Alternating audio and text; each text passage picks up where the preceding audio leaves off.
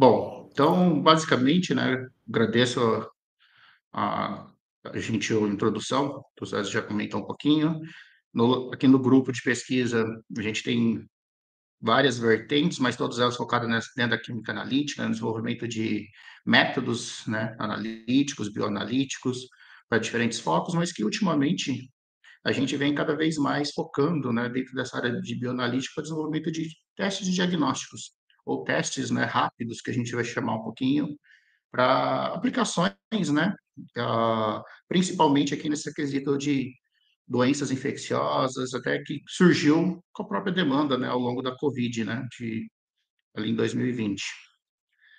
Então, a ideia dessa apresentação um pouquinho é que a gente contextualize, né, quais são essas formas de diagnósticos, qual a importância, né, acho que hoje em dia está cada vez mais eh, conhecido, que é uma temática, né, que o pessoal já vivenciou bastante, né, durante esse período. Então, acho que isso facilita bastante essa compreensão também do que eu vou falar um pouquinho.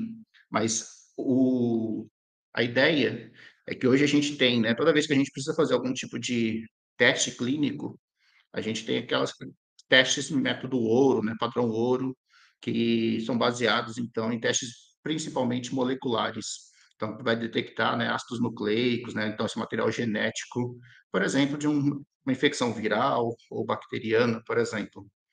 Então, ao longo da Covid mesmo, a gente tinha dois tipos de mecanismos, né, de screening, ali, de triagem para pessoas potencialmente infectadas. São esses métodos que acho que hoje em dia não tem mais uma pessoa que não passou pelo processo quase lá de fazer coleta com swab, né, aquele cotonetezinho que é bastante incômodo, e isso permitia então fazer os ensaios, principalmente pela técnica chamada, né, de PCR, então, que é essa reação em cadeia, né, da polimerase. Esses métodos de PCR especificamente, ah, no caso da Covid, né, o vírus, o agente infeccioso, que era o SARS-CoV-2, não, né, ele então precisa, né, de fazer todo um preparo de amostra, que basicamente então a gente precisa ter uma especificidade desse processo que após então a gente realizar essa coleta, a técnica em si vai, né, fazer a coleta desse material de ácido nucleico, para posterior então a amplificação desse material, né, o RNA.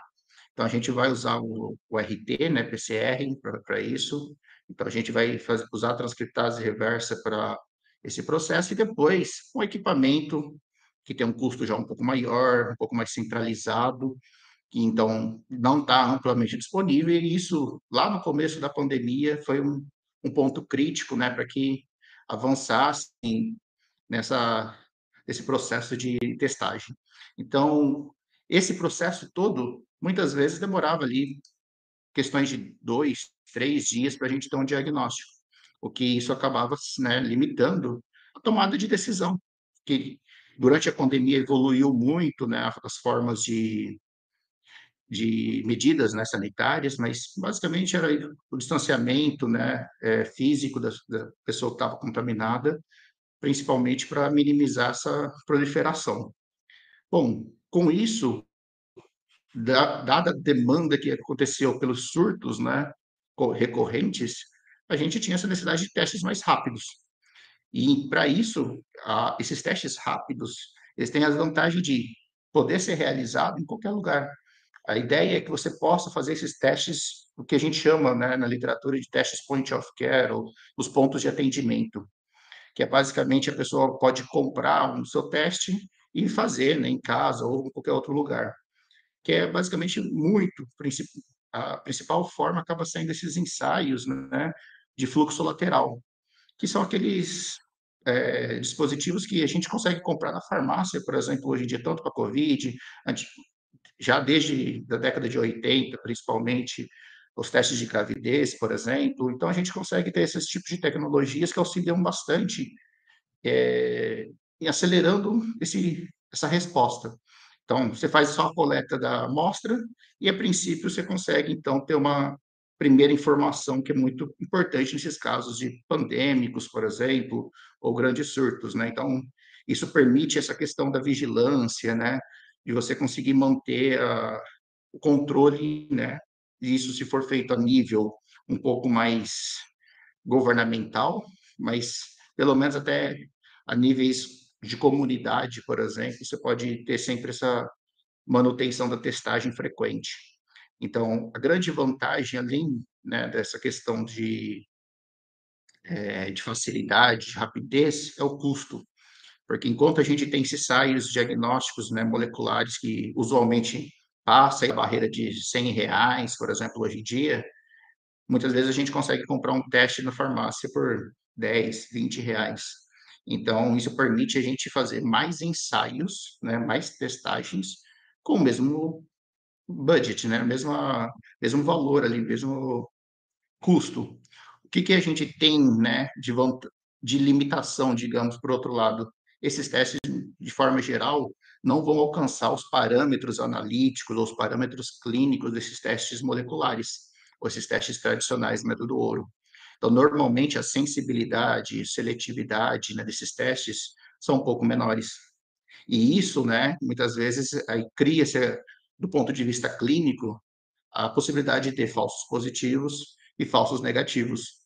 Então, essa era uma grande preocupação, e até hoje, de certa forma, quando a gente está desenvolvendo esses testes ou utilizando esses testes, mas o ponto principal ele serve como uma primeira triagem, ele não vai necessariamente dispensar a necessidade de um teste confirmatório depois, mas que ele possa, né, acelerar essa identificação, por exemplo, para tomada de decisão. Por exemplo, começar a se isolar, né, começar alguma ação medicamentosa, eventualmente. Então, você ganha, né, informação que isso você, vai acabar facilitando, né, nessa triagem, nesse processo. Então, uma coisa que eu até sempre gosto de trazer é que muitas vezes a gente tem, né, uma competição, né, entre ele, uma troca entre a acurácia, né, que a gente fala do ponto de vista analítico e quão acessível esse método é. Então, normalmente, em termos de estratificação, a gente tem esses testes rápidos, mas de forma realizada de forma mais pelos próprios indivíduos, ou nos pontos de atenção primária, né, em hospitais, clínicas, né, de menores portes, e normalmente os testes diagnósticos mais sofisticados a gente vai ter realmente em laboratórios especializados. Então, o acesso a esses testes começam a ficar mais limitados, mas você ganha do ponto de vista de robustez do diagnóstico. É um teste que normalmente tem uma taxa de falsos positivos ou falsos negativos muito baixas. Então, conforme a gente vai aumentando, indo para esses laboratórios mais sofisticados, a gente aumenta a acurácia, mas diminui o acesso e também muitas vezes o custo. Então, é importante, né, que muitas vezes, e principalmente para essas doenças ou testes que são frequentes, né, de forma geral, de qualquer parâmetro, né, de saúde, relevante à saúde, a gente precisa ter tecnologias que permitam essa informação rápida. Então, existe um nicho muito grande, né, em termos de desenvolvimento de novas tecnologias de detecção, de diagnóstico, para que realmente possa estar também testes de qualidade e acessíveis para todos os níveis. Porque hoje em dia, até fugindo um pouquinho dessa questão mais de necessariamente de ensaios para doenças infecciosas, mas a partir do momento que você tem, né, testes que sejam robustos, confiáveis e que você possa fazer em casa, você começa a poder ter a possibilidade de controlar, né, melhor os parâmetros da sua saúde. Então, é o que muitas vezes a gente, né, tem como medicina personalizada hoje em dia, né, que você pode começar a ter ensaios que auxiliem em tomada de decisão. Por quê? Porque cada indivíduo, de forma geral, tem uma dinâmica, tem um organismo, né, que pode variar um pouquinho em termos de resposta imunológica, em termos de metabolismo. Então, com isso, a gente consegue fornecer, né, eh, novas ferramentas para acompanhar em tempo real o status de saúde. Bom, mas o que que são esses testes rápidos? Quais características eles precisam ter, né? Isso, na verdade, são parâmetros que são bastante conhecidos já hoje em dia. Então, a Organização Mundial da Saúde, né, lá em 2004, ela estabeleceu alguns parâmetros para para realmente reportar o que que seria, né, desejável que esses testes tenham. Então, com isso surgiu, né, esse acrônimo, essa sigla Assured, em que é basicamente eles são então é um acrônimo de algumas características importantes. Então esse um teste, né, para ser tido como um teste rápido, inicialmente ele surgiu como uma ideia de testes, né, de doenças sexualmente transmissíveis, mas que já foi generalizado para qualquer tipo de ensaio, mas ele precisa ter as características do ponto de vista de ser acessível, sensível, então, aqui, em termos de sensível, no sentido analítico, né, de você conseguir ter uma boa capacidade de detectar baixos níveis, ali, diferenciar, ter resposta para diferentes concentrações, né. Essa sensibilidade, no fundo, muitas vezes traduz muito mais como detectabilidade, né, capacidade de detectar concentrações mais baixas, o que permite, então, a gente ter, né, a possibilidade de uma detecção, de um diagnóstico precoce. Isso é um parâmetro muito importante. Especificidade, do ponto de vista analítico, é muito difícil a gente ter um teste que é específico, mas pelo menos que ele seja seletivo, que ele responda de forma prioritária, né, preferencial para aquele biomarcador, aquele alvo que você tem interesse de monitorar em relação a outros possíveis. Ele tem que ser amigável. O amigável aqui nesse caso é que, assim, o próprio indivíduo possa fazer esse teste sem muita instrução. Porque não adianta a gente desenvolver um teste que basicamente só nós como químicos, por exemplo, vai ter que necessariamente ter essa formação, ter esses conhecimentos técnicos. A ideia é que possa ser rapidamente identificado. Nesse sentido, por exemplo, aqueles ensaios de fluxo lateral trazem essa a vantagem, porque é um ensaio colorimétrico, é visual. Então, apareceu ali 2 trilhazinhas, tem um teste positivo, marcou só uma, que é o controle, está negativo. Então, você consegue interpretar sem necessariamente ter um dado para tratar, utilizar uma curva analítica, por exemplo. Até porque a grande vantagem desses testes diagnósticos, muitas vezes, é simplesmente um sim ou não, um teste qualitativo. Ou você tem ou não tem, dentro de um determinado limite de detecção, né, que seu método possui. Então, essa informação, né, dual, ela acaba sendo, tem que ser facilmente identificada. Bom, tem que ser um método rápido, e o rápido aqui é uma coisa que muitas vezes é difícil, né, falar. O que que é rápido? O rápido, muitas vezes, é questão de, assim, minutos, que a gente tem informação, se possível, em tempo real, né, quase instantâneo, mas que demore ali alguma coisa em torno de 10, 15 minutos. Tem que ser livre de equipamentos ou, pelo menos, né, utilize equipamentos que sejam acessíveis, que não precisa de nenhum conhecimento técnico elaborado. Exemplo que eu sempre dou aqui para esse tipo de tecnologia são os glicosímetros. Hoje em dia, né, uma grande parcela da população é favorecida nesse sentido de pode fazer um controle da sua glicemia sem ter que toda hora ir até uma clínica, por exemplo. Imagina se até hoje a gente precisasse, né, toda vez que tivesse um monitoramento, ter que ir, se deslocar até uma clínica, fazer um teste, esperar o resultado. Com isso não, tem um equipamento que, apesar de ter um instrumento, mas ele simplesmente você põe a gotinha de sangue ali, em poucos segundos, né, você já tem uma informação visual, nesse caso, num display, um valor, e esse valor depois, para quem já, né, está acostumado a monitorar, fazer um monitoramento daquele parâmetro, sabe: "Olha, acima de tanto, é importante tomar tal medida", né, por exemplo, fazer o uso da insulina ou alguma medicação, ou abaixo de tal valor também tem que começar a se preocupar. Então existem os casos, né, de que está, hiperglicêmico, né, ou hipoglicêmico, por exemplo. Mas a informação aqui pode ser visual do ponto de vista de interpretação. Você tem um número, a pessoa não precisou, porque nesse caso é um ensaio eletroquímico, por exemplo, né, no caso do glicosímetro, que aí usa uma técnica, né, amperométrica de forma geral, usualmente, e que a gente precisaria pegar esse valor, jogar na equação da reta, e isso então dá o valor. Não, ele já converte tudo e dá o resultado ali para o paciente, né, para o indivíduo que estiver fazendo o teste. E esses testes, então, têm que ser portáteis, têm que ser entregues, né, a qualquer lugar. Qual é a grande vantagem desses ensaios? Você fazer ensaios descentralizados, você pode fazer isso em qualquer lugar. Então, em comunidades mais afastadas, lugares que tem uma baixa renda, não consegue acessar ou está distante de centros médicos, por exemplo. Então a ideia é que você possa tornar esses testes, né, aplicados fora de um ambiente laboratorial. Hoje em dia, para esse critério, ele já foi atualizado, né, em 2019, como tem mais 2 características importantes. Então agora, ao invés de ser assured, ele é reassured. Então ele tem o termo RE. Então que o R e o E são basicamente em termos de ter ensaio, né, em tempo real e que seja de fácil coleta. Por que que isso é importante, né? Principalmente no caso do ensaio, né, em termos de coleta, usar matrizes, né, menos invasivas, porque como o método ouro, hoje, todos os diagnósticos, ou a maior parte, pelo menos, é baseados em ensaios que fazem uso de sangue. Então, a partir do sangue, então, muitas vezes tem todo o pré-tratamento, pode ser plasma no final, mas tem que fazer a coleta de sangue.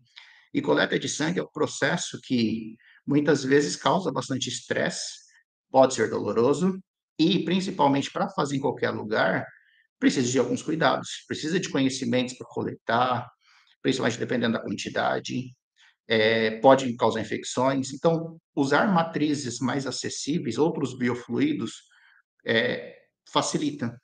Nesse sentido, por exemplo, coleta de saliva, por exemplo, é uma matriz bastante importante do ponto de vista de bioanálises.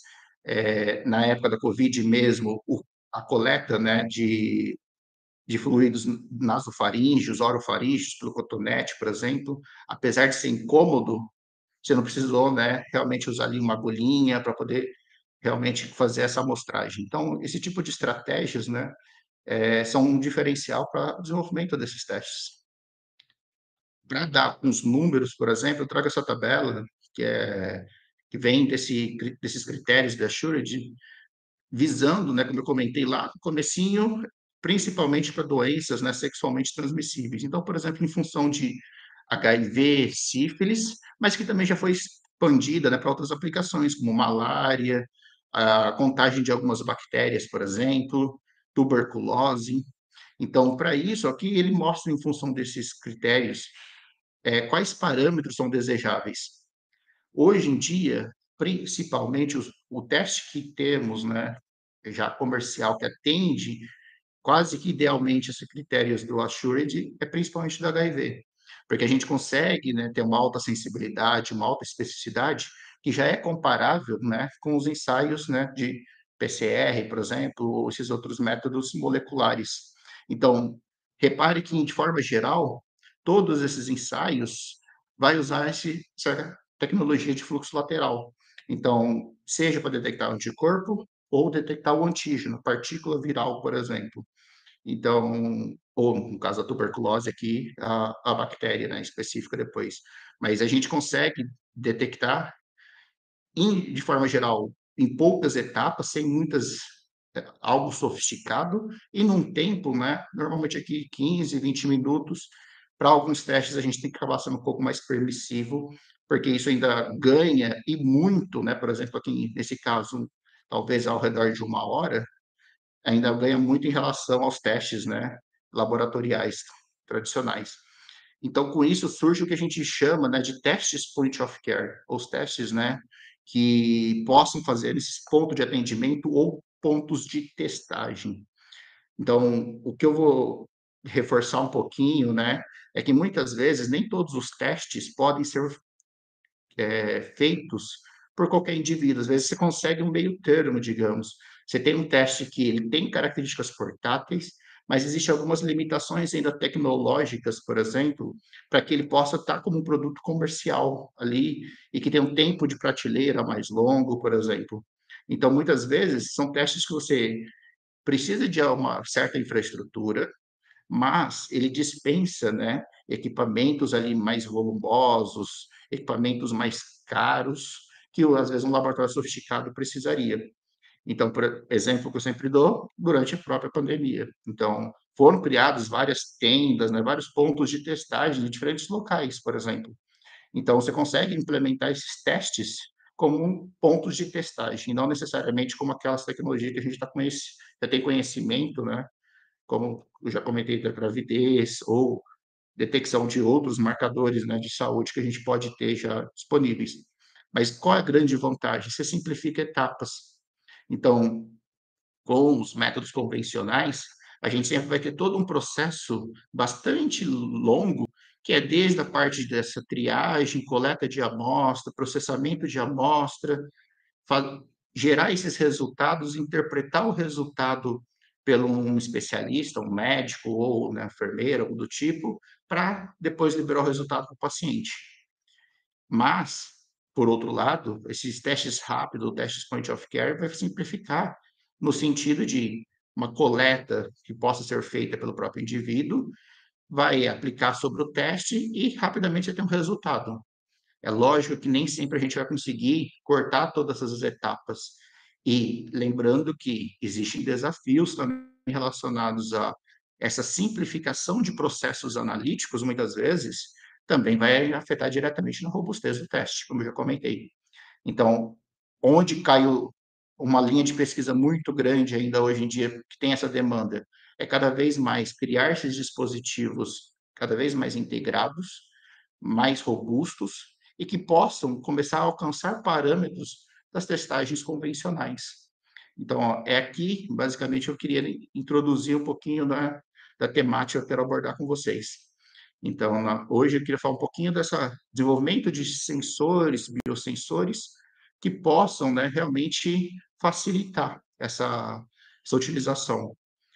Bom, como o público pode ser um pouco mais amplo, hoje em dia é bastante comum ouvir, né, o que que é sensor, o que que é biosensor, mas o que que ele é, né, na prática? Acho que como químicos, acho que a gente sempre vai lá, busca, né, a informação básica, definições da IUPAC. Então, o que que é um sensor, o que que é um biosensor?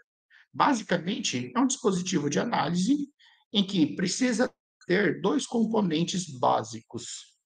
Depois a gente pode ter mais, né, toda a parte eletrônica, mas precisa ter um sistema que a gente chama de receptor e um transdutor, em que a ideia é que esse receptor, né, interage de alguma forma com a espécie de interesse que a gente tem, e ele vai ditar a nossa seletividade do teste para o ensaio que estiver sendo feito, e ele transforma essa informação química, uma propriedade físico-química da espécie, por exemplo, numa forma de energia que o transdutor possa identificar isso e converter para um sinal mensurável. O que é esse sinal mensurável? Hoje em dia, com o advento da eletrônica, basicamente é medidas de corrente, potencial, basicamente.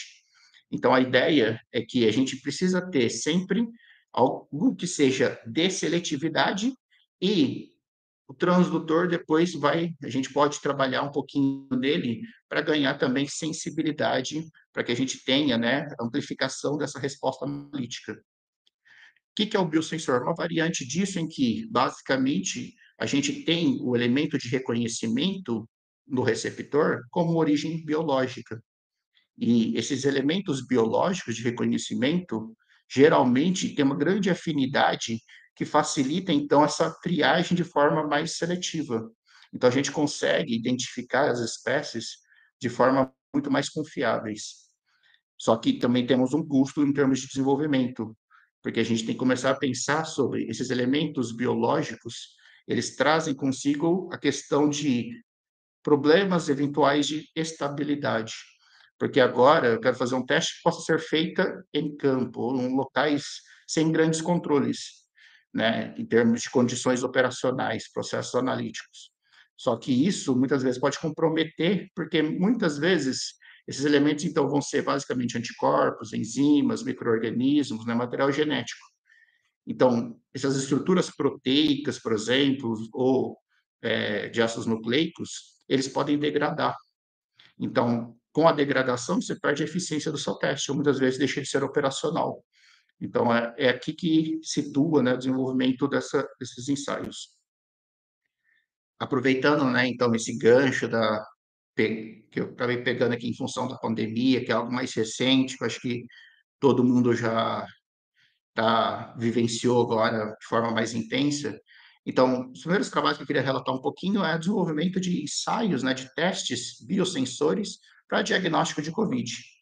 Então, essas testagens da COVID, a gente pode desenvolver, né, dispositivos de análise ou testes bioensaios, para detectar diferentes tipos de alvos.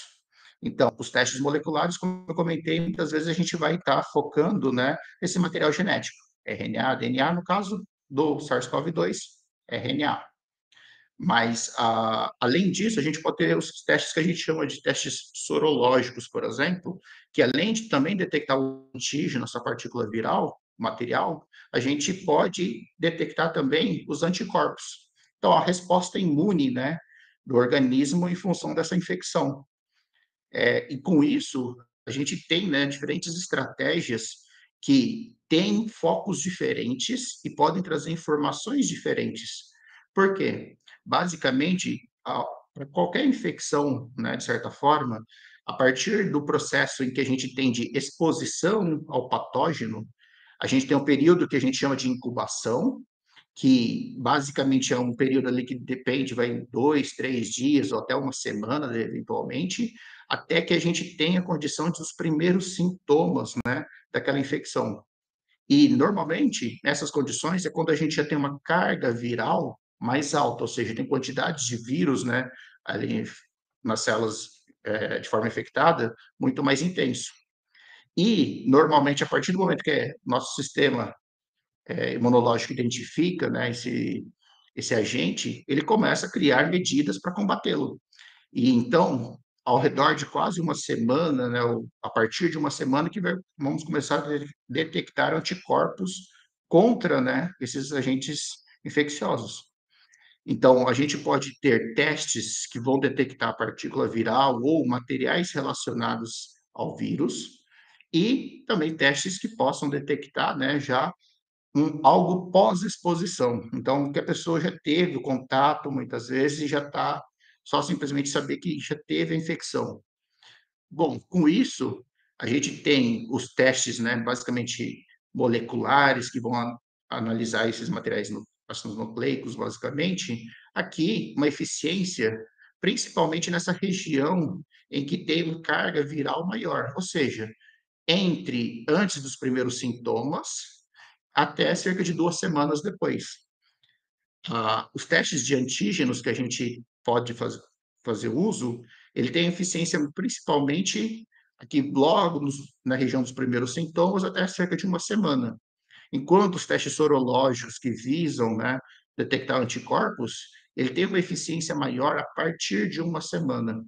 E aí isso vai depender um pouquinho do tipo de anticorpo que a gente detecta, IgM ou IgG, por exemplo. Então, e tem uma eficiência geralmente na faixa de 1 a 3 semanas ou respostas, né, imunes mais prolongadas. Então, o que que é importante? Se você faz um teste para antígeno, a ideia é que você possa detectar quanto antes. Então, a pessoa está ainda infecciosa. Ela pode transmitir, né, por exemplo, nesse caso, para outros indivíduos. Se a gente faz um teste sorológico, principalmente ali para detectar anticorpos, então com isso já é uma resposta tardia. Não permite, né, a tomada de decisão de isolamento e tudo mais. Porque muitas vezes, quando a gente já está detectando isso, a carga viral já é muito baixa. E essa pessoa tem menos chance, menos probabilidade de infectar. Então, né, com essa ideia, a gente propôs sempre detectar a própria partícula viral. Como? Não com testes moleculares. Porque testes moleculares, de forma geral, vai precisar de processamento dessa amostra. Eu preciso fazer a lise celular para a exposição do material genético e aí detectar o material genético, seja com sistemas de amplificação ou não. Mas para fazer isso, o que a gente trabalhou então foi no desenvolvimento de estratégia para detectar as glicoproteínas, né, das partículas virais.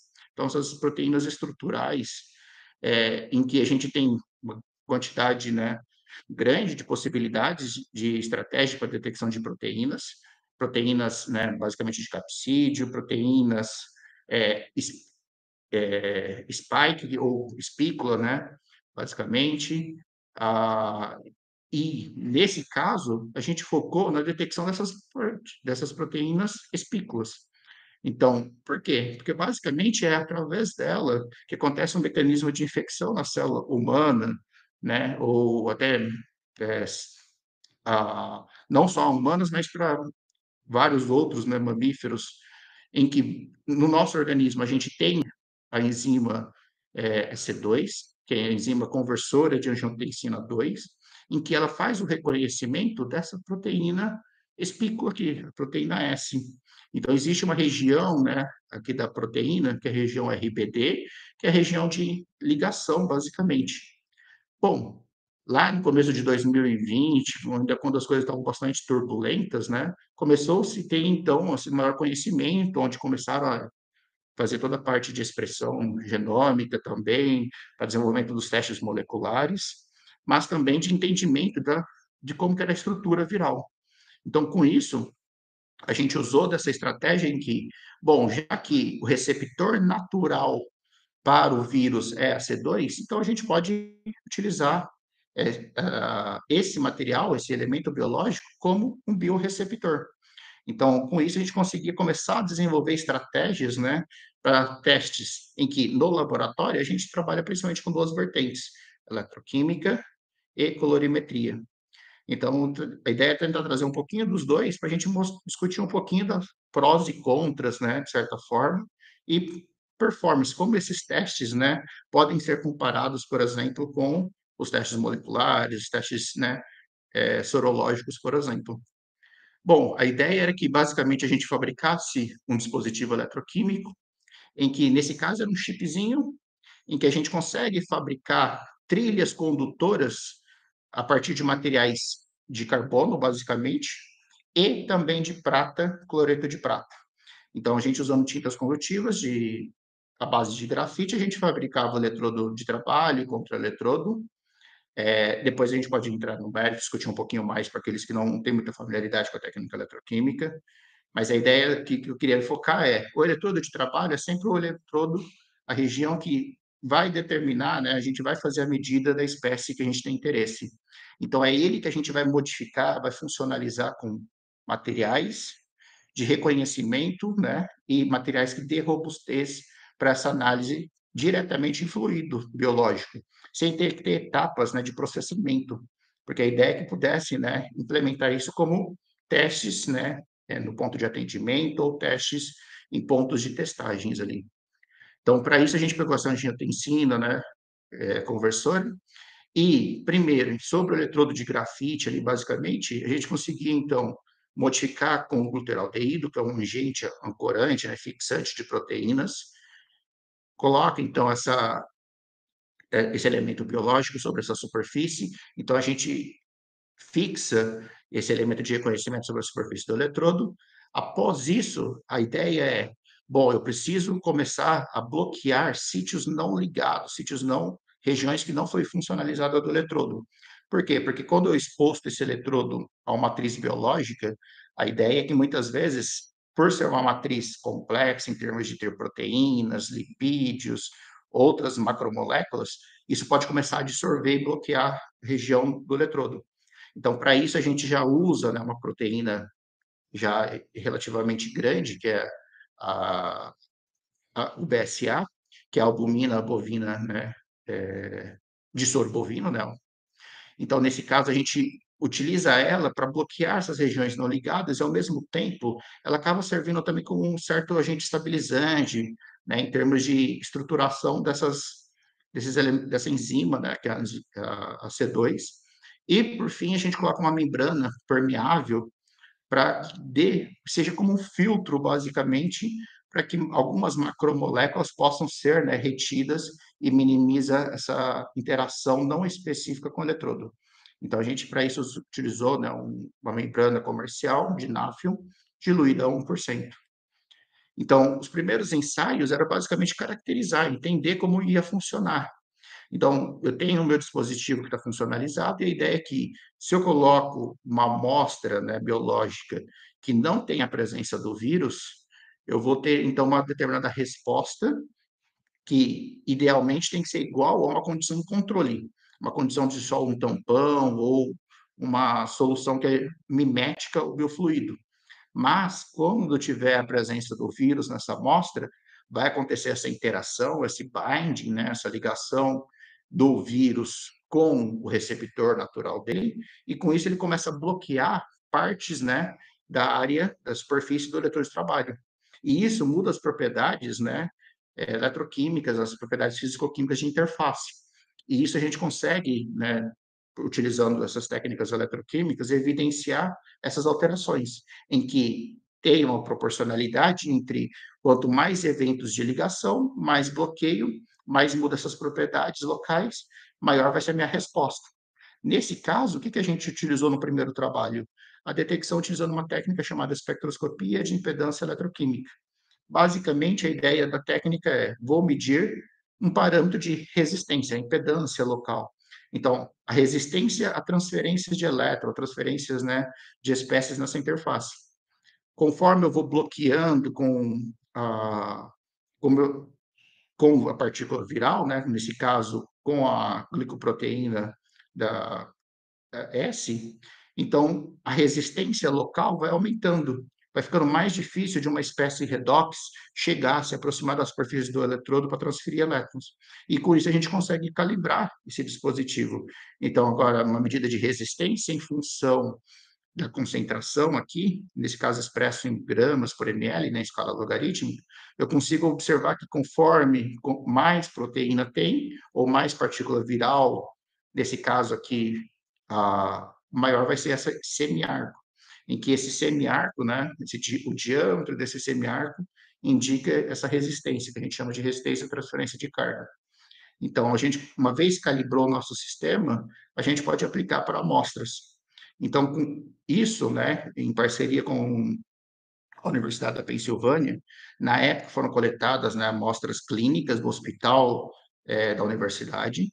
Então, foi aplicado esse ensaio, né, esse biosensor para 109 amostras positivas e 30 negativas de nasofaringe e orofaringe, ou seja, aquele do cotonetezinho que foi coletado, né, já para o ensaio de PCR. Então, aqui, por exemplo, dentre essas amostras testadas, então a gente tinha 91 positivas, né? Aqui, resultados positivos pelo nosso ensaio, comparado com a performance do RT-PCR. Ou seja, 91 de 109 tinha uma sensibilidade ainda de 83, 84%. Em termos de especificidade, então ele conseguia detectar, né? Quando a gente está falando aqui nesse caso, sensibilidade, especificidade é em termos clínicos e não no sentido necessário tradicional do ponto de vista analítico, em que a sensibilidade normalmente a gente expressa como a, o coeficiente angular da curva analítica. Nesse caso, para parâmetro clínico, a sensibilidade é a taxa de acertos de amostras positivas. A especificidade é a taxa de acertos para amostras negativas. Ou seja, você evitar falsos negativos e evitar falsos positivos. E com isso, então, aqui acertou 100% de especificidade, a acurácia, que é basicamente a performance geral do dispositivo, então de 87%. Então, foi um primeiro protótipo, né, que a gente desenvolveu, isso lá em 2020, basicamente, e que também aproveitamos, né, para poder tinha algumas poucas amostras de saliva.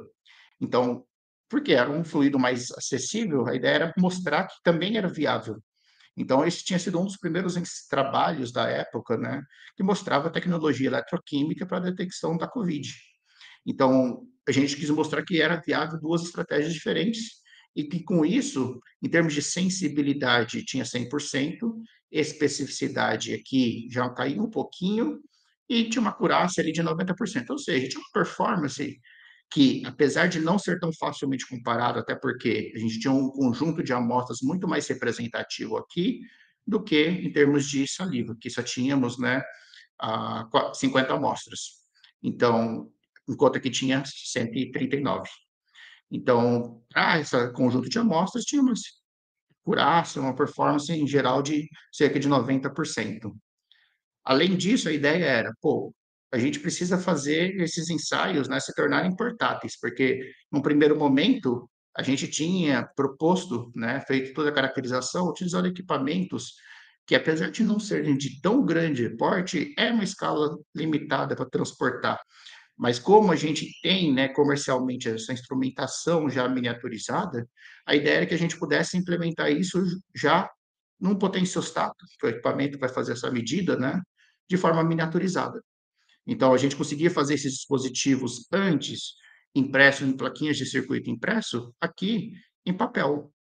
Então, a gente fabricava esses sensores diretamente no papel, conectava na esse aparelho controlado aqui pelo celular, e a gente conseguia calibrar e aqui, inclusive, melhorar um pouquinho até a performance, né? Eh, depois de uma certa otimização para esse novo sistema, em que a gente conseguia detectar já de forma portátil. Ainda carecia um pouquinho dessa questão de uso mais amigável, porque apesar da portabilidade, o que o equipamento, o software comercial ainda proporciona, acaba sendo um gráfico, que depois a gente tem que fazer uma conta para relacionar. Mas do ponto de vista prático, pelo menos, em que muitas vezes a gente não quer saber qual é a quantidade viral, e sim só se tem ou não, a simples comparação visual entre o ensaio, né, controle e o do teste, aumentou o diâmetro, já é um indicativo de que tem a presença e que tem, então, a taxa, né, a probabilidade de estar positivo. Então, já é um meio termo, né, ou era um primeiro termo, em termos de aplicação. Para isso, né, então esse dispositivo, a gente conseguia produzir com um custo estimado, né, de menos de $5, em que esse custo, vale lembrar que aqui é só levando em consideração o uso de materiais, então não leva em consideração todo o processo de escalagem, né, e escalamento do processo, em termos de consumo de energia, funcionários, né, então só em termos de produtos químicos, alguma coisa ao redor de $5, mas que dentre esses quase $5, $4,5 era basicamente para funcionalizar esse eletrodo, em que o maior custo é ainda do elemento biológico, porque a gente comprava, né, ainda em pequenas quantidades de empresas comerciais. Então, esse processo pode diminuir bastante o custo a partir do momento que escala esse processo de produção e compra, né, agora produz em quantidades maiores. Bom, para desenvolvimento desses ensaios, desses testes, usualmente, então, a gente tem, né, algumas características que a gente pode trabalhar em termos de desenvolvimento de tecnologia. Então, a gente pode utilizar diferentes substratos. Então, naquele primeiro momento, a gente trabalhou com substrato, né, basicamente uma cerâmica, no primeiro momento, depois material celulósico, né, o papel, a gente pode começar a pensar em desenvolvimento, né, quais propriedades que a gente precisa ter desses materiais, desse substrato.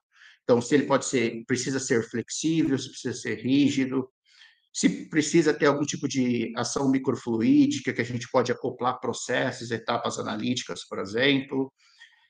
E outra coisa que a gente pode começar a trabalhar, pensar já na aplicação do teste esse teste, ele é para um teste clínico laboratorial, a ideia é que ele vai ter contato com humanos, ou a ideia é que ele possa fazer testagens, né, point of care. Por quê? Porque cada um dele traz necessidades diferenciadas. Se é um teste clínico, muitas vezes, né, laboratorial, ele não precisa ter tantas simplicidades em termos, né, de etapas. A gente pode trabalhar um pouquinho mais no processamento. Se ele precisa ser ensaios que vai ficar em contato com a pessoa, com o indivíduo, aspectos como citotoxicidade, né, biocompatibilidade dos materiais precisa ser avaliada. Se é testes em campo, um aspecto que cada vez mais se torna importante de ser avaliado é a questão de esses testes vão ser feitos em qualquer lugar e a partir do momento que eu vou fazer testes com grande frequência, eu vou produzir muito lixo. Então, esses descartes, né, de materiais eletrônicos ou materiais, né, de testes, vai se acumular, porque no final o indivíduo não vai ter o conhecimento prático das boas práticas de manuseio e descarte apropriado. Isso vai acabar caindo muitas vezes em aterros, por exemplo. Então, a ideia é que, além do aspecto biológico de tratamento da amostra ali, também começar a pensar em componentes que tenha degradabilidade ou reciclabilidade, para que a gente possa, né, facilitar esse descarte. Então, como medida, né, como uma alternativa a isso, o que a gente começou a trabalhar vamos trocar aquele substrato, né, de, por exemplo, cerâmico, no primeiro caso, ou essas placas de circuito impresso, por fontes renováveis. Então, a ideia é que a gente, então, aproveitou para já estava trabalhando um pouquinho com fontes, né, celulósicas, para desenvolver celulose bacteriana. A celulose bacteriana é basicamente a produção de um material celulósico de alta pureza. Então, agora só, né, temos basicamente essa estrutura celulósica e não mais lignina ou outras fontes, como outros papéis comerciais temos. Além disso, ele não precisa passar por etapas, né, químicas de branqueamento da estrutura, por exemplo, ou tratamentos químicos para ter características que a gente possa ter interesse. Então, em termos de desenvolvimento de testes biológicos, isso facilita a questão de compatibilidade do material. Além disso, a própria celulose, ela é facilmente degradada. Então, isso é uma outra vantagem em termos de teste. Então, a gente consegue produzir isso de forma, né, circular, a gente consegue, então, cultivar nessas bactérias para ficar produzindo constantemente, e é um material que depois, em termos de teste, pode facilitar, né, esse descarte posterior. Então, para isso, a gente usava, então, a Gluconacetobacter hanseníae, por exemplo, em que a gente pode ter um container aqui com um determinado meio suplementado com glicose, basicamente, né, um meio ali com a fonte, né, para ela crescer, fazer o processo fermentativo, e ao longo do tempo ela vai começar a produzir, né, essa, essa celulose, em que isso vai começar a formar como se fosse uma folha sobre, né, sobrenadante aqui. Então, depois de um certo período de quase um mês, né, você consegue ter uma folha, por exemplo, com uma espessura relativamente boa, quase comparável, né, ali com folha comercial, por exemplo. Então, ele é um processo que é demorado, mas você consegue produzir isso em escala. Você consegue ir produzindo, né, em diferentes containers desses, e você vai deixando produzir esse material, que no final das contas é um material que é só celulose. A única coisa que a gente acaba fazendo nesse caso é uma lavagem, né, depois com hidróxido de sódio, para que tenha inativação, né, limpeza dessas bactérias residuais desse material, e a gente consegue produzir, né, utilizando a técnica de screen printing, então fazer impressão de eletrodos sobre esse material. E a ideia é que esse material agora, esse sensor, ele possa avançar no sentido de tornar isso mais ambientalmente correto. A gente ainda tem uma limitação nesse teste, que é o uso ainda das trilhas de prata. Então, a princípio, antes do descarte correto, a gente ainda teria que tirar, né, remover essa região da prata para que depois pudesse ser, né, facilmente descartado. Então, aqui é até um pouquinho de caracterização. Então, a gente nota que esse tipo de material, as fibras já não são tão bem orientadas, até por causa da forma com que a gente cresceu elas. A gente não teve a preocupação de tentar fazer um alinhamento, porque, num primeiro momento, a ideia é que usasse isso apenas como uma plataforma para o desenvolvimento do teste, e não querer explorar outras propriedades que a gente poderia. Mas, então, a gente nota essa malha, né, de fibras entremeadas que a gente consegue, então, imprimir esses eletrodos de carbono que têm características, né, lá, estruturais adequadas para que a gente possa funcionalizar e preparar esses ensaios, esses testes. Então, a partir desse momento, a gente consegue, então, utilizando, né, toda a parte de química de materiais, a gente pode, a partir desse material de carbono base, a gente pode utilizar como modificante um grafeno peglado. Por quê? A gente introduz um nanomaterial, um material nanoestruturado que vai proporcionar uma área, né, superficial depois com o eletrodo maior, que tende a melhorar, né, a nossa sensibilidade. E essa estrutura de PEG, polietileno glicol, permite, né, por peglação, fazer a imobilização da AC2. Uma vez que a gente funcionaliza agora, consegue funcionalizar uma quantidade grande desse elemento biológico, as próximas etapas basicamente as mesmas daquele primeiro trabalho. Então, a gente bloqueia os sítios não ligados com o BSA e adiciona uma camada, né, permisseletiva nesse material. Então, esse teste agora, a gente consegue, né, utilizar de forma diferenciada, além da vantagem ambiental, um outro aspecto bastante importante, que era a forma de detecção. A gente explorou uma técnica chamada de cronopotenciometria, ou uma medida potenciométrica, em que agora o equipamento de leitura pode ser tão simples quanto um multímetro, em que a gente fica medindo a diferença de potencial entre dois eletrodos. Então, toda vez que ocorre o evento biológico de interação, caso a amostra biológica tenha, né, então, a presença do vírus, esse reconhecimento se traduz, né, num acúmulo dessa espécie que possui carga, o acúmulo de cargas na interface eletrodo-solução causa uma variação de potencial. Então, a gente consegue monitorar pela variação de potencial e fazer uma medida em 10 minutos, 7 minutos de incubação da amostra, mais 3 minutos de medida. Então, a gente pode, aqui, ao longo de 3 minutos, fazer a amostragem desses valores de diferença de potencial e construir a nossa curva analítica, por exemplo. Então, esse bioensaio, então a gente faz o seu fitting ali utilizando, né, os parâmetros biológicos, né? Então, não é uma calibração linear tradicional, mas que vai do evento, né, de ligação. Então, a gente consegue ter parâmetros analíticos bastante atrativos e que, para fins práticos agora, o que é a leitura? Gerou uma diferença de potencial maior do que 25 milivolts, então, variou em 25 milivolts, é um ensaio positivo. Menos que 25 milivolts, é um ensaio negativo. Então, nesse caso, a gente conseguia fabricar, né, esses dispositivos agora a um custo de cerca de $3,50. Então, já reduziu o custo do substrato, teve características atrativas do ponto de vista de ser um material mais facilmente degradável do que essas placas de circuito impresso, que muitas vezes vai gerar bastante resíduos metálicos, e outros materiais que podem ser de difícil processamento, né?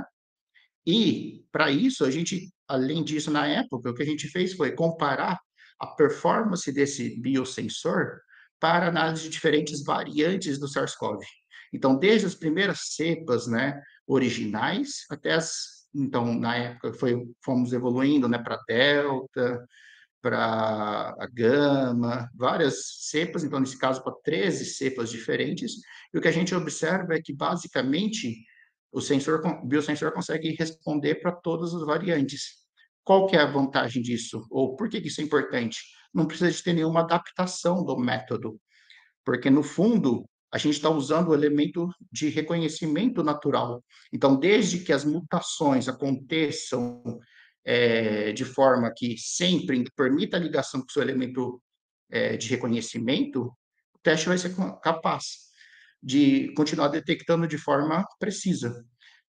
Uma vantagem em relação aos testes de diagnósticos moleculares, em que muitas vezes as mutações causam necessidade de ajustes, né, do método, em termos, né, de utilizar primers diferentes, no caso do RT-PCR, por exemplo.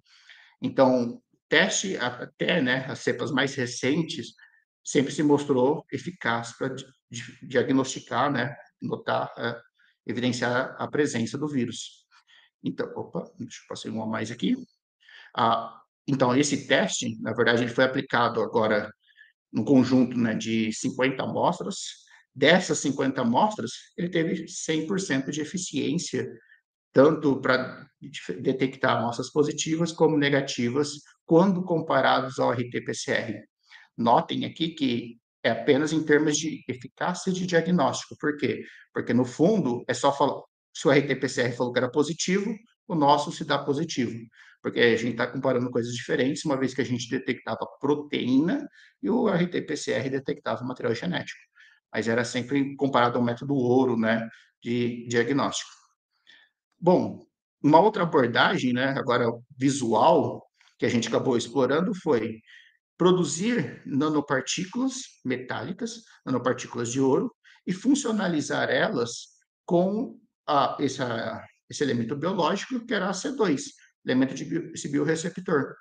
Então, já existia, né, alguns relatos de utilizar esses materiais, porque utiliza as propriedades, né, plasmônicas, né, dessas nanopartículas, em que, na presença de um vírus, por exemplo, do seu target, o reconhecimento biológico causa, né, induz a agregação dessas nanopartículas, e isso pode ser um fator de identificação. Só que, para não ter que ficar manuseando essas soluções e ter um processo, né, um pouco mais simples, operacional, de teste, o que a gente propôs foi o seguinte: já que o próprio cotonete é utilizado para fazer a amostragem, e se a gente funcionalizar um cotonete comercial, em que a gente pode fazer um tratamento químico que permite o ancoramento desse receptor na superfície, e esse receptor agora, no momento de amostragem, ele pode, então, ligar a partícula viral, caso ela exista, e se a gente expor esse cotonete naquela solução de nanomaterial funcional, né, que é biofuncionalizado, então, caso tenha a presença do vírus, isso vai começar a aderir, vai começar a ter o reconhecimento e formar um sanduíche. E, ao fazer isso, o cotonete vai adquirir cor. Então, ao adquirir cor, e essa cor for permanente, a gente consegue, então, ter um teste rápido de, simplesmente no cotonete, em 3 minutos, a gente tem uma informação prática. Para isso, o teste ele precisa de 3 condições, 3 etapas. A gente vai ter que ter o cotonete, né, basicamente, e 2 tubinhos, um com nanopartículas, então um vaio com nanopartícula e um vaio de tampão, que é simplesmente uma solução para enxaguar. Por quê? Porque a própria solução aqui da nanopartícula, ela pode, né, começar a aderir de forma não específica ao cotonete, e isso mancharia. Mas se a gente fizer o enxágue, que é simplesmente só mergulhar o cotonete 2, 3 vezes na solução, se não tiver uma ligação forte, ela vai se desfazer, mas se tiver o elemento biológico que causou, né, esse reconhecimento, ele é forte o suficiente para manter, após o enxágue, a coloração. E isso minimiza a possibilidade, né, de falsos positivos, por exemplo. Então, sempre depois da imersão na solução aqui, tinha uma etapa de enxágue para facilitar. Então, a gente podia sintetizar essas nanopartículas utilizando rotas diaclásticas bem estabelecidas. Nesse caso, a gente optou, né, pela a produção dessas nanopartículas utilizando cisteamina, porque agora a gente deixa grupos aminos ao redor da nanopartícula, que esses grupos aminos podem fazer a ligação, né, covalente depois com o C-terminal, né, os grupos carboxílicos da, da enzima, da C2. Então, a gente consegue funcionalizar, produz um material que é estável o suficiente, né, para que a gente faça esses ensaios, e quando a gente prepara essa solução, quando exposta à amostra negativa, então ele tem, né, basicamente a manutenção dessa coloração. Mas quando a gente expõe para uma amostra positiva, ocorre a agregação dessas nanopartículas e tem o deslocamento de cor. Então, funcionando de acordo, né, com o esperado. Então, a gente otimiza, né, as melhores condições para funcionalizar esse cotonete, o tempo de incubação, ou seja, o tempo que a gente vai deixar em contato com a amostra para ter um bom rendimento, e também quanto tempo que a gente vai incubar o cotonete depois da amostragem na solução de nanopartícula. Então, com essas condições, basicamente, a gente achou que 1 minuto de amostragem e 3 minutos na solução permite já uma condição ótima para o ensaio, que a gente pode calibrar agora esse ensaio utilizando colorimetria digital. Qual é a vantagem disso? Ao invés de ter um equipamento para fazer uma leitura de corrente, impedância, né, potencial, a gente só tem um aspecto visual, que no primeiro momento a pessoa pode identificar visualmente, né, sem qualquer aparato, mas caso a pessoa tenha algum distúrbio visual ou dificuldade de identificação, ela pode utilizar o aparelho celular utilizando softwares, né, já comercialmente disponíveis e gratuitos para pegar parâmetros de cor. E hoje em dia já tem softwares que faz a conversão, que a gente pode deixar calibrado, e quando ele fizer a análise, ele já retorna o valor, por exemplo, de concentração, ou o sim ou não, por exemplo. Então, a gente analisou um painel grande de amostras aqui também, 50 positivas, 50 negativas. Dentre as positivas, a gente comparou a resposta, né, colorimétrica em função do parâmetro aqui do RT-PCR, ter os ciclos, né, de amplificação. Então, quanto mais ciclos precisa para amplificar, menor carga viral. Quanto menos ciclos, significa que tem mais partículas virais. Então, repare que não tem uma correlação linear direta, por quê? Porque a gente não está comparando parâmetros iguais, né? Então, o número de glicoproteínas pode ser diferente, né, em termos de fragmentos, para a mesma estrutura viral depois, porque o número de ciclos aqui é em relação à amplificação de material genético. Mas a gente consegue ter uma relação previsível que a gente consegue, então, aplicar. Então, foram feitos testes de seletividade para garantir que a resposta, né, realmente seja para o SARS-CoV-2. A gente consegue avaliar a reprodutibilidade do ensaio, que era aqui dentro de 5% também de variação, o que era muito bom. só que ele ainda carece de uma estabilidade. Então, essa estabilidade aqui, a gente pode notar que depois de 3 dias, a resposta média começa a cair. Então, quer dizer que a gente ainda tem um problema de armazenamento das condições. Então, a gente tem um trabalho para melhorar aqui em termos de performance desse dispositivo. Então, ele é um daqueles que eu, naquele sentido que comentei lá no começo, é um teste, né, um biosensor para aplicar em pontos de testagem, em que você pode fabricar sobre demanda e testar. Mas que ainda a gente não consegue pôr essa tecnologia ainda para o mercado, porque o tempo de prateleira dele seria baixo. Então, a gente tem que tentar melhorar um pouquinho esse tempo de vida útil, né, dessa tecnologia. Bom, um trabalho um pouquinho diferente, mas nessa mesma temática, por exemplo, era uma outra aplicação que é bastante relevante é detecção de herpes. Então, a herpes, né, basicamente temos 2 tipos principais. Então, a herpes do tipo 1, que é aquela que é a herpes oral conhecida, e a herpes do tipo 2, que é a herpes genital. Então, em termos de prevalência, por exemplo, a Organização Mundial da Saúde prevê que temos, né, dentre o tipo de herpes 2, cerca de 13% da população mundial tem, né, é acometida com essa infecção. Então, para isso, então, já que tem uma grande demanda, uma necessidade de diagnóstico e que não tem um diagnóstico rápido disponível ainda, a gente focou no desenvolvimento também de uma tecnologia dessa forma, em que a ideia era, da forma semelhante aos do Covid, utilizando aquele mesmo conhecimento, a gente poder, então, funcionalizar esses materiais, né, com materiais que nem aqui o polímero condutor, que permite um ancoramento depois do biorreceptor, e nesse caso a gente focou no receptor também natural, que é a nectina 1. A nectina 1 é uma imunoglobulina, né, presente, que a gente pode fazer a extração, né, e em colaboração, foi feita essa extração da nectina 1 e a gente usou isso como elemento biológico para preparar esses biosensores.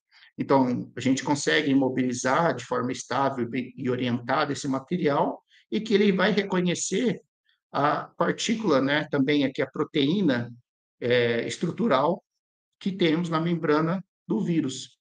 Então, nesse caso, a detecção era da GD2. A GD2 também é uma glicoproteína presente, então, na estrutura viral, que a gente permite detectar o antígeno de forma, né, indireta. Então, com isso, também fazemos toda a caracterização, avaliar as etapas de modificação. Nesse caso aqui, já mudando um pouquinho, né, o material que a gente vai utilizar para fazer essa camada mais permeável. Então, nesse caso aqui, a gente usou também um biopolímero, que é a quitosana. Então, utilizando a nectina 1, polímero, que é a polietilenina também. E conseguimos, da forma também do primeiro trabalho, a gente conseguir utilizar essa técnica de impedância, né, para fazer a correlação entre esse parâmetro de resistência à transferência de carga com a concentração da GD2. Depois a gente pegou o meio, né, contendo então o vírus da herpes, e que a gente consegue então mostrar que também tem essa correlação direta com a quantidade, em que a escala aqui de PFU, né, é a quantidade, né, de unidades de partículas virais, né, que sejam viáveis para a proliferação. Então, a gente, nesse caso do teste, a gente aplicou isso para esse dispositivo para 20 amostras apenas que a gente teve acesso, só que aqui vale destacar que não eram amostras, né, ainda amostras clínicas, porque aí a gente ainda precisava de aprovação de comitê de ética. O que a gente conseguiu em colaboração foram amostras de modelo animal. Então, a gente utilizou, né, amostras coletadas, né, da vagina de porquinho da Índia, por exemplo, infectado e não infectado, e a gente, então, delimita, né, esse valor de corte, né, esse cutoff, para diferenciar entre amostras positivas e negativas, em que a gente consegue, né, no primeiro ensaio com 20 amostras, né, aqui biológicas, cerca de 89% de sensibilidade, 100% de especificidade e com uma acurácia média, então, né, de 95%. Bom, para terminar, o que eu queria passar, o último trabalho que rapidamente eu queria falar um pouquinho para vocês era a detecção da varíola dos macacos, que é também a gente noticiou, né, até o ano passado, né, alguns surtos aqui no Brasil e algumas regiões do mundo, em que a gente notou o reaparecimento dessa varíola, só que agora, né, infectando novamente humanos. Então, para isso, o que que a gente desenvolveu? Para esse desenvolvimento desse biosensor, desse teste, então a gente utilizou papel, então papel cromatográfico, em que para fabricar esses dispositivos, ao invés da tecnologia de fabricação por impressão, né, de tintas condutivas, a gente gerava carbonização superficial induzida pela radiação laser, em que a gente converte esse material não condutor em um material condutor, e essas trilhas agora podem funcionar como eletrodos. A vantagem é papel também tem essa questão da degradabilidade.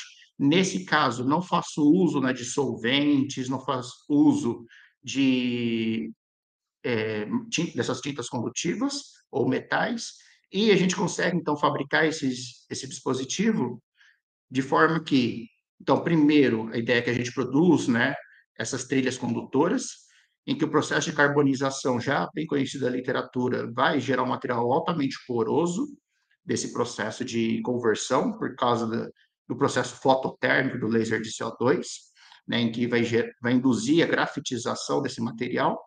A gente eletrodepositava estruturas de ouro, então essas nanoestruturas de ouros era o material à base em que a gente permitiria a gente funcionalizar esse eletrodo.